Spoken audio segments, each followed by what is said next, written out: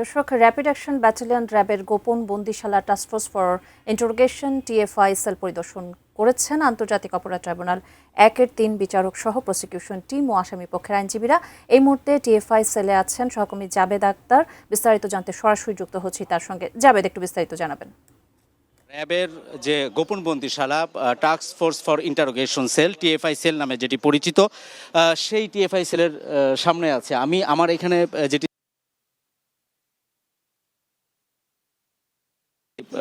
গোপন বন্দিশালা আপনি দেখছেন যে একদম ছোট ছোট যে রুমগুলো রয়েছে, এইখানে খুব একদম যেই রুমগুলো আমি আপনাকে দেখাচ্ছি সেটি হচ্ছে একজন মানুষ এখানে আসলে মূলত বসতে পারেন, মানে এখানে জাস্ট বসতে পারা ছাড়া এখানে আর কোনো মানে সুযোগই নেই। মানে একটা মানুষ যে পরিপূর্ণভাবে এখানে ঘুমাবে সেই সুযোগটি এখানে নাই। আমরা সাধারণত বিভিন্ন হাসপাতালে যে টয়লেট ছোট রুম, একটু সোহেল ভাইকে বলবো যে এই পাশটা যদি একটু দেখান, যে জাস্ট ওই পাশে একটু পানির একটা লাইন রয়েছে, সেই পানির লাইনের ওখান থেকে শুধু পানিটা হয়তো হাত মুখ ধোয়ার জন্য বা তার জরুরি কাজ যেটুকু করার দরকার সেটুকুর জন্য এগুলো ছিল। আর বাকি যেই জায়গাটুকু দেখছেন, এতটুকু জায়গার ভেতরে একজন মানুষ সর্বোচ্চ হয়তো বসে থাকতে পারতেন। এই বন্দিশালাগুলো গত আওয়ামী লীগ সরকারের যে শাসনামল ছিল, সেই শাসনামলে বিভিন্ন বিরোধী রাজনৈতিক মতাদর্শের যারা ছিলেন, আবার অনেক সময় অনেক ব্যবসায়ী ছিলেন, বিভিন্ন পদে যারা ছিলেন, তাদেরকে আমরা চেষ্টা করেছি যে এই বিষয়টা আপনাদেরকে দেখাতে। আমরা আরেকটি বন্দিশালার দিকে একটু আপনাদেরকে নিয়ে যাচ্ছি, যেটি উপরের তলাতে, যেখানে এই রুমটি ছিল। এখানে মোট 10টি, ভিতরে আমরা আরও পুরোপুরি ঢুকতে পারিনি। ভিতরে যে আরও 10টি রুম রয়েছে, সেই 10টি রুমের মধ্য থেকে এই রুমগুলোতেই সাধারণত যারা ওই সময় যাদেরকে আটক করে হতো তাদেরকে এই রুমগুলোতেই রাখা হতো। এখন আমরা যাচ্ছি মুন্নি দোতলাতে একটি বন্দিশালাতে, যেখানে বন্দীদেরকে রাখা হতো এবং এর মধ্যে জামাতের একজন এমপি, যিনি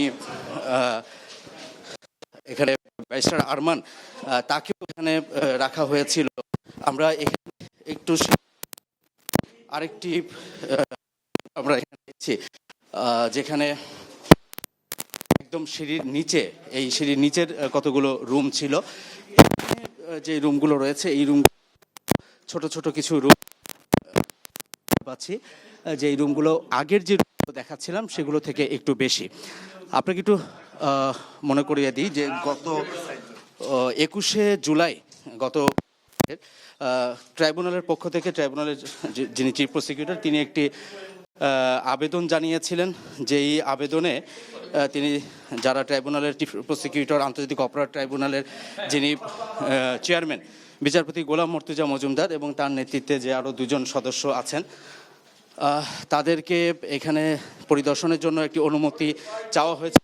অনুমতি ওই দিনে আদালত দিয়েছিলেন এবং তারই পরিপ্রেক্ষিতে আজকে বেলা 11টার দিকে আন্তর্জাতিক অপরাধ ট্রাইব্যুনাল 1-এর যিনি চেয়ারম্যান বিচারপতি গোলাম মর্তুজা মজুমদার, তার সাথে আরও 2জন সদস্য মহিতুল হক এনাম চৌধুরী এবং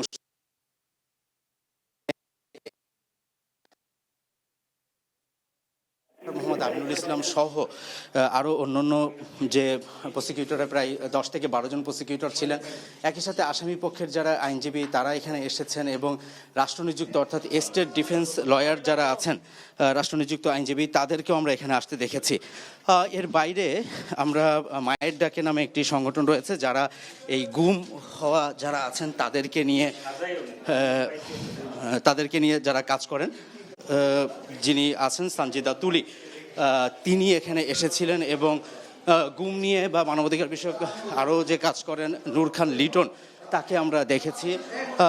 মোহাম্মদ আমির হোসেন, শেখ হাসিনার যে রাষ্ট্রনিযুক্ত আইনজীবী, তিনি এখানে এসেছিলেন এবং তারা এখানে পরিদর্শন করেছেন। কিন্তু তারা যখন পরিদর্শন করেছেন তখন আমরা আসলে মূলত এটি আমরা দেখাতে পারিনি।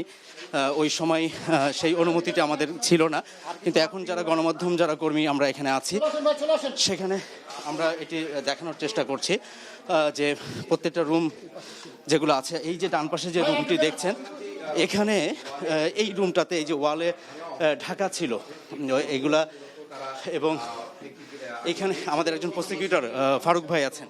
ফারুক ভাই, এখানে আপনি তো প্রসিকিউটর, আরমান সাহেবকে এখানে রাখা হয়েছে বলে আমরা ধারণা করছি, এবং তার স্টেটমেন্ট অনুযায়ী এই রুমের বর্ণনাটি পাওয়া যায়। এখানে তাকে 8 বছরের থেকে এখানে রাখা হয়েছিল। এখানে আগে একটা লোয়ার গেট ছিল, লোয়ার গেটটা পরে খুলে এখানে বন্ধ করে দেওয়া হয়েছিল, পরে আমরা এটা খুঁজে বের করছি। ওদিকে ওয়াশরুম আছে। আচ্ছা, এই পাশে কি মূলত ওয়াশরুম ছিল না? হ্যাঁ, এটা ওয়াশরুম। আরমান সাহেব আমরা কথা বলছিলাম একজন প্রসিকিউটর মোহাম্মদ ফারুক হোসেন, তার সাথে আমরা কথা বলছিলাম। এখানে র্যাবের অন্যান্য কর্মকর্তারাও রয়েছে, তাদের সাথে আমরা কথা বলেছি। আর এর মধ্যে আমাদের যে অনুমতির যে ব্যাপারটি, সেটি আর বেশিক্ষণ হয়তো আমরা এখানে যে ফুটেজ নেওয়ার জন্য যে সময়টা, সেখানে আমরা হয়তো বেশিক্ষণ থাকতে পারবো না। আপনাকে আরেকটা বন্দিশালা একটু আপনাদেরকে দেখাতে চাই, যেটি এখানে বেশ কিছু রুম ছিল। এখানে আরেকটি রুম আপনারা এখানে দেখছেন। এই রুমগুলো আগের থেকে আরেকটু বড়, মানে ওইখানে যে রুমগুলো ছিল এখানে একটু ভিআইপি যারা আছেন তাদেরকে রাখা হতো। এখানে একটু লম্বা আছে, এবং মাঝখানে এই যে পার্টিশনগুলোও কিন্তু আমরা দেখতে পাচ্ছি। এগুলো প্রত্যেকটা রুমের ভিতরে, এই প্রত্যেকটা রুমের ভিতরে কিন্তু এই পার্টিশনগুলো ছিল। এখানে অনেকগুলো সেল আছে।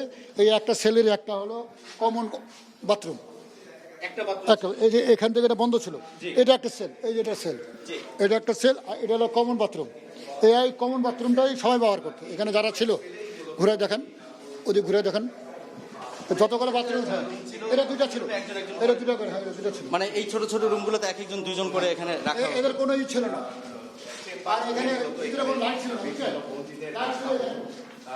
মানে একটা কমন লাইট এখানে, একটা কমন লাইট বাইরে লাইট বাইরে ছিল, ওদের কেবিনের ভিতরে কোনো লাইট ছিল না। জি,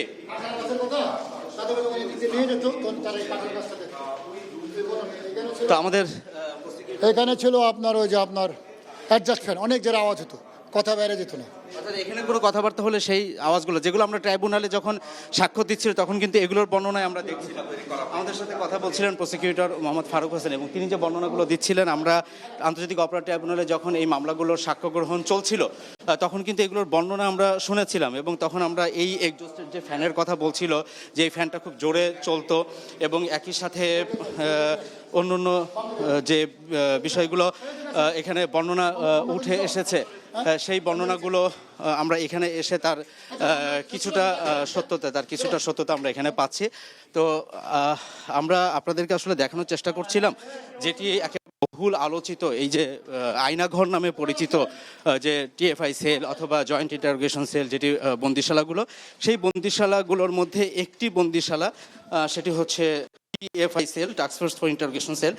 এইখানে যাদেরকে বিভিন্ন সময় বন্দি করে রাখা হতো, সেই রুমগুলো আসলে কেমন ছিল, এবং সেখানে কি যে বর্ণনাগুলো আমরা ট্রাইব্যুনালে যখন সাক্ষ্য দিতে এসেছিলেন হুমাম কাদের চৌধুরী, আমরা সাক্ষ্য দিতে দেখেছি, যে ব্যারিস্টার আরমান আমরা সাক্ষ্য দিতে দেখেছি, এখানে জামাত ইসলামের গোলাম আজমের ছেলে আবদুল্লাহিল আমান আজমি, তাদের কথাও আমরা শুনেছি। এবং সেই বিষয়গুলো আজকে এই যে task force for interrogation sell, সেই টিএফআই সেলে এখানে এসে যে মৃত্যুকূপ, এখানে এসে যে বন্দিশালাগুলো, সেইগুলোর যে পরিদর্শন করে গেছেন আন্তর্জাতিক অপরাধ ট্রাইব্যুনালের যে 3 জন বিচারক এবং প্রসিকিউশন টিমের যারা আছেন, তাদের পরিদর্শন করার পরে আপনার মাধ্যমে দর্শককে আসলে সেই বন্দিশালাগুলো কেমন ছিল সেটি আমরা দেখানোর চেষ্টা করেছি। মনে আমার কাছে টিএফআই সেল থেকে এই ছিল সবশেষ।